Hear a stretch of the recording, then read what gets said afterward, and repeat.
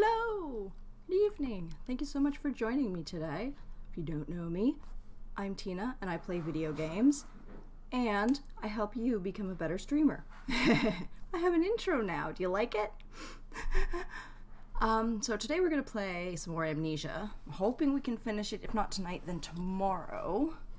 But before that, I wanted to do a little bit of chatting. I'm trying to do like a just chatting like once a week or so, just so that, I can answer questions, I can, talk about anything I've been thinking about recently, and just, kind of interact with you guys a little bit more. So I asked earlier in the week a couple of questions. Hi, Sky Mist! Hi! I'm so glad you're here. But yes, I had asked earlier Friday, if anyone had any questions. And, you know what? I'm going to adjust my captioning. It's a little big. Is that a little bit smaller? Yeah, it's a little bit smaller. Okay. Yes, I'd asked if anyone had any questions, and I got a couple of good ones, actually. So I'm going to answer those, and then I'm going to talk a little bit about lurking, because that's kind of a big thing in the streaming world. So first, I'm going to start with first question that I got was from my lovely Mon Zulapap, who is probably not here yet because he usually comes in a little bit later, but that's okay. But he had asked, how do you feel about green screens and other accessories? Is it worth the investment? And this is something that actually is pretty important to consider for pretty much anybody who wants to stream, really. Should you use a green screen? Is it worth the money? Is it worth the time? And honestly, this really comes down to, what do you want? Yes, my pumpkin. He's really full. I'm so happy. But yeah, there's pros and cons to using a green screen. I did some reading, since I'd been thinking about it myself. Before I started using a cam, I'd been debating waiting until I could get a green screen, because as you can see, my house not the tidiest, but whatever. I was like, you know what, screw it, I'm gonna go with it, might as well. So I went without, but I'd still been thinking about it as maybe at some point in the future, maybe doing a green screen later, especially if I get my own space to stream, because right now there's not a lot of space behind me. And that's actually one of the big cons, is the amount of space that you need, because you need enough to cover your whole cam, including if you move around and stuff. So for some people, it's not a lot. They have a narrow view, not a big deal. Other people, not so much. You need a lot. And you're gonna want at least a couple of feet behind you for your setup, and then a foot on either side, so that there's no risk of getting a weird frame around it when you do the chroma key. So space is definitely a big thing.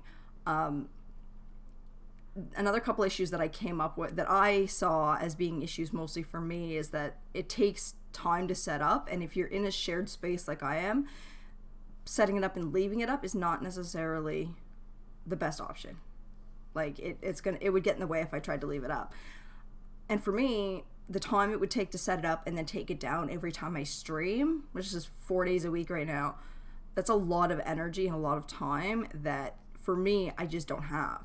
That would be taking time and energy away from my streams, and I would much rather have that for you guys to be, energetic on stream, rather than being tired from that and then tired afterwards. There's a bit of back and forth for a lot of streamers on whether or not it looks more professional to use a green screen or not. Some people think it is, some people think it's not. From what I've seen and from what I read from different people, the risk is that it looks very cheap if you don't do it well.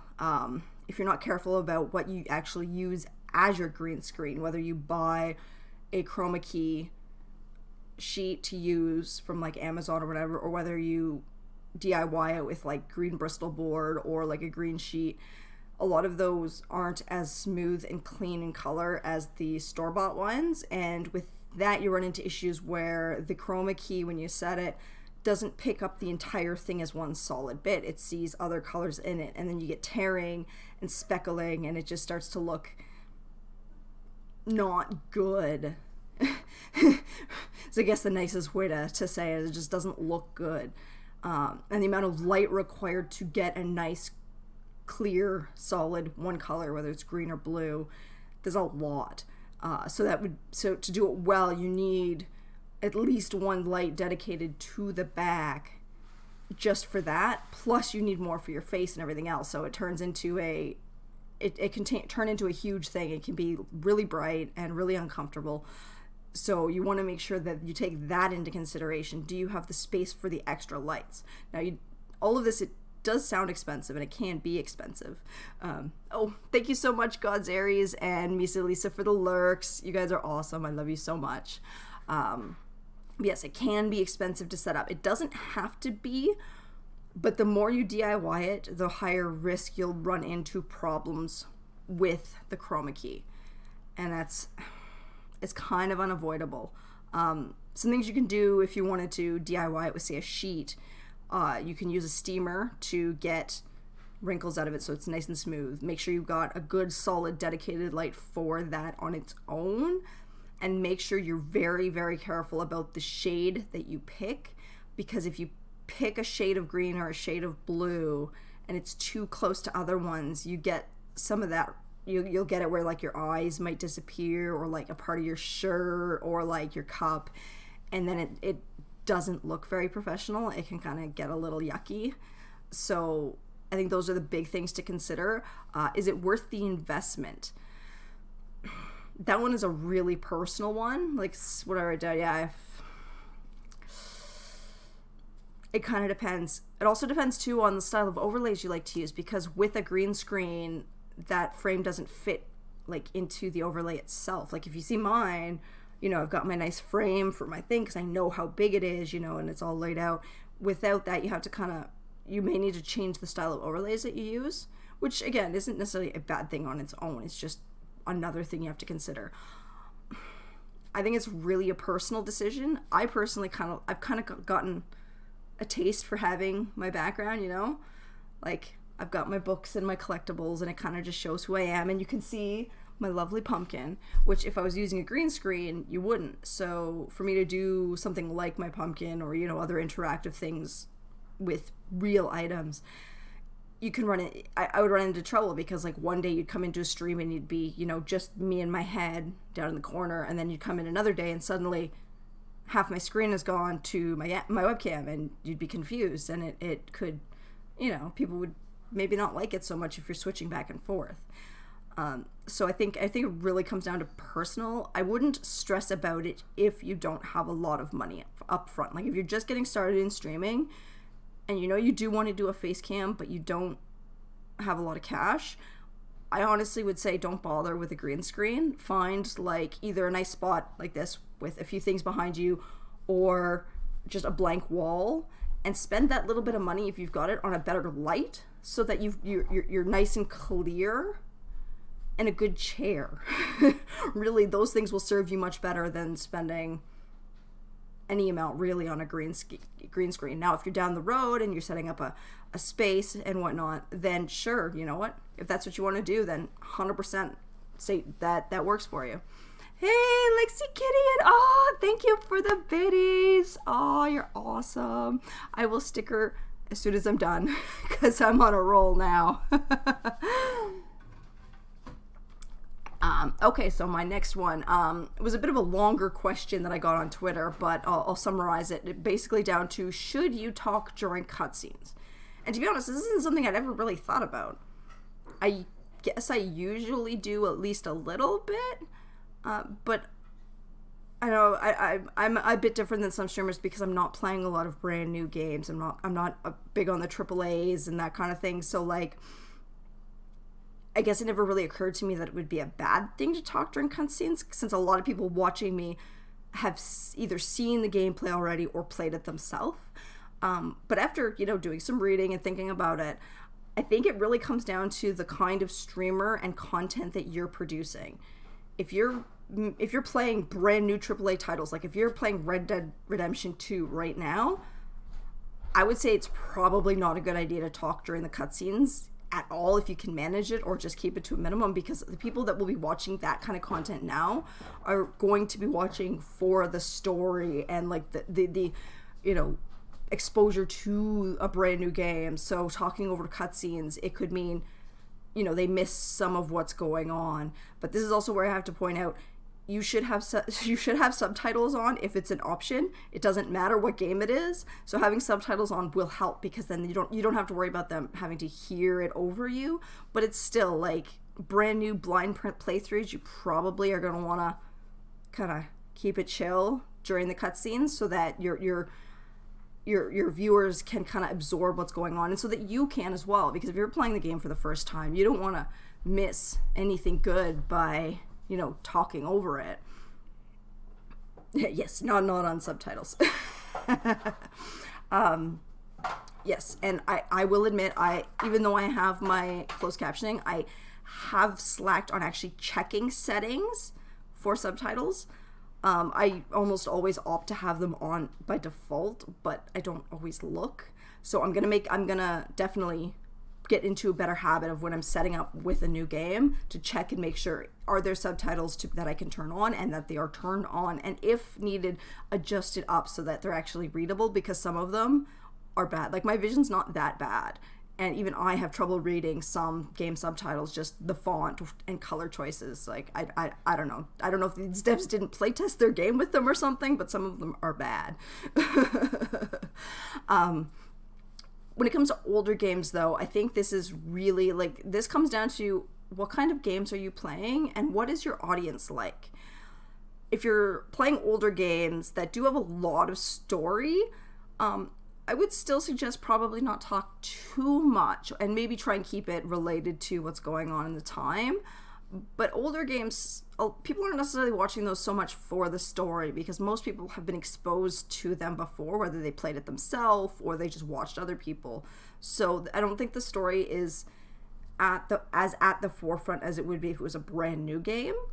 But some people they really don't like it. So my advice, I think, would be to do what feels right for your audience, but take into consideration that some people are wanting to absorb the story through your stream. So maybe if it's not urgent, you know, hold on to whatever it is you want to say until the cutscene is over, and then you can, you know, get into, you know, talking with the chat and you know, talking about whatever it is you wanted to say prior.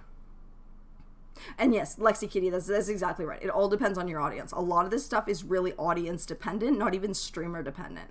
So, like, if you're playing a game and a cutscene comes up and your chat is just going crazy because everyone's saying stuff, it might not necessarily bother them if you actually reply back to them during the cutscene. Whereas if it's really quiet or they seem really focused on the story, you may want to, you know, dial back and stay a little bit quieter for that. Yeah, I make fun of a lot of games, so my viewers expect me to banter with the NPCs. I honestly, I try to do that. I try to do that as much as I can, especially this month with all the horror games, because it keeps me from freaking out too much. But I mean, I'm also kind of a jokey person, and I like puns and that kind of thing. So I'll try and, like, play, so to speak, with the NPCs and what's going on in the game. So, like, yeah, I know I would be the worst for a new AAA game, because I wouldn't be able to stop talking. So those were my 2 questions, which I'm very thankful for asking. I really enjoyed looking at that information up, because they were both new things that I hadn't really put a lot of thought into. So thank you. Oh, how's Kenzie and Artis? They're both doing very well. Mackenzie she's been kind of sick, but she's been working on her Halloween costume. So she's both stressed out about that and happy about that. So, and the kitty's been naughty. She's been getting into trouble, but she is good. So the last thing I wanted to talk about before I dive into my game is lurking. Lurking is, it seems like one of those things that's a no-brainer, but surprisingly enough, I've come across some dissenting opinions, and I think it's, you know, something that's worth actually thinking about, because a lot of people either dive into doing it or decide not to do it, but at, like, a surface level that decision is made, like, they don't actually think any further about it. And in general, like, lurking is never really a bad thing. Like it, everybody wants to, get their viewership up and whatnot. And like, I don't inherently disagree with lurking. I think lurking is fantastic for a number of reasons, which I'll get to. But I want to point that there's a thank you so much for the bits, Lexi Kitty. Have a good one. But yes, train of thought gone. I believe lurking is valuable for a number of reasons. I think the issue comes in that some people, especially, like, there's a specific example that I want to share, but some people think that they're so concerned with having, like, their super engaged, perfect audience that they don't want lurkers because for whatever reason they think that that's going to take away from it or something. I saw this one particular tweet that I saw, it was a partner level, I guess, streamer who, I guess prior to reaching partner, had been pushing for, lurks and, viewers and all of that, the partner push. That's what you do. And then afterwards, I guess he'd had a change of heart and decided that he didn't want lurkers anymore. He only wanted people to be in his streams that were going to be, like, solid and engaged all the time. Thank you so much, Bobby Slay and Brave710 for the lurks. I appreciate it. But yeah, like, he decided he didn't want lurkers anymore. And more than one person responded to this. And I basically had the same feeling of, you're kind of a hypocrite, dude. Like, you're calling all these people to support you and then suddenly you don't want to, like, they're not good enough? And, like, it's just, I don't know. I don't understand that mindset. For me, I guess the big issue is how much of lurking actually counts towards the Twitter algorithm. Like, there's a bunch of different metrics that Twitter uses, or not Twitch. There's a bunch of different algorithms that Twitch uses to calculate your average viewers and, like, your engagement and all of that. And there's no real, like, there doesn't really seem to be any public information on how exactly it calculates any of that. So, you'll get, your analytics emails from different places. You'll see the ones on your dash and none of the numbers will really match. And I think that's the big issue with lurking is how much of lurking counts into that, and at what point does a lurker stop counting? Or, does muting a tab not count as lurking, but muting your sound on your computer does? Or, like, there's a lot of, like, unknowns here. And I think I propose to you something to think about. Maybe the algorithms don't really matter that much in the immediate. Like, the one-day numbers.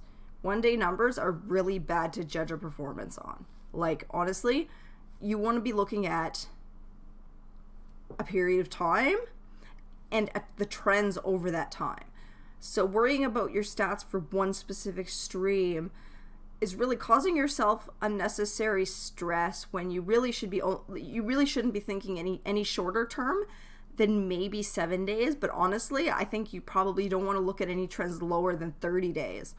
Because one-offs are going to happen. You'll have one amazing stream. You'll have one kind of crappy stream, One day you'll have lots of subs. The next you'll have lots of bits. Like, it changes. It'll change stream to stream. And if you're stressing out over these numbers like that, you're going to lose your joy for streaming. So worrying about whether a lurker in your stream today is going to affect your analytics at the end of the day isn't really worth it. I think if that person shows up and that person counts as a number at the top of your chat, that is good enough. Spooktober, hey Zulapap, thank you so much.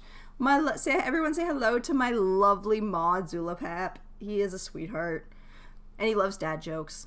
Just warning you. But yes, I think for me the most valuable part of lurker is just the fact that they've taken the time to come out, even if they can't stay, because people lurk for a number of different reasons. I know personally, I usually lurk because I'm busy all day. I'm usually trying to focus on something. So if I'm working on art commissions, I don't want to be too involved in the chat in a stream because it just keeps pulling me away and I get less done. But also too, because I handle a lot of the house related stuff. I'll be in and out of my desk constantly all day. So I'm doing laundry, I'm washing dishes, this and that. So I'll usually say hi, lurk, and I'll watch at least one or two streamers during the day. It's just I can't sit and watch everybody all day, or I'd never get anything done. And there's plenty of people that are the same way, or like say they normally go to one person's stream, but they can't that night. They might throw a tab open for them while they go and do whatever it is they need to do, because they would be there, and if they could, so they want to be there in spirit. And I think that's really important. Did not make the command properly. I have no idea what that command was supposed to say. It looks fine to me. And thank you so much, Anpu, for the lurk. Let me look at my notes because I feel like I've lost my spot. Yes. I did mention earlier too that like blindly lurking or blindly not lurking. I think when you're considering whether you want to be a lurker or, whether you want to encourage lurkers, I think a really important question is, like, we all have limited time. Is this a person that you would support given an unlimited amount of time and energy to be able to watch them? Are they a person that you would legitimately go and watch if you could? If the answer is yes, then there's no reason for you to not lurk. But if the answer is no, you need to consider, like, there's a limited amount of time in the day. Most of us have limited internet download and upload, so we can only watch or lurk so many streams. It becomes economy of energy, like an economy of scale. Like you want to be a little pickier about your lurking to make sure it's the most effective, but also too that you're showing support to the people you want to show support to. Because like, it's all well and good if this guy followed you on Twitter and you jump on his stream, but if you have no interest in his content, you hate his personality, you'd never go, why would you lurk for him? That's not a community you want to be part of. I propose that maybe you should move on to find someone else. Now, still, retweet his tweets, interact with him there. Because, like, it's not saying that he's a bad streamer. It's just he's not a good streamer for you. So I think that everyone needs to be a little bit pickier about their lurking to make sure that everyone is getting the most effective use of it. Yay! Zulapap is supporting me! And that's my big thing, is my internet it's usually good, but sometimes it's not. And because we have multiple people in the house doing things at the same time, streaming from Netflix and, downloading, playing games, whatever, I can't run 15 tabs. Some people can, but I can't. So I'm usually limited to like 4 or 5 max, depending on what I'm doing. So I'm gonna try, like, I'm part of a couple of communities, and I absolutely love both of them. So in mine, I try to go through it, and I try to find either people I haven't checked out yet, so that I can get a chance to see their stream, and, like, interact with them a little bit. People that I love, but for whatever reason I can't be in their stream that time.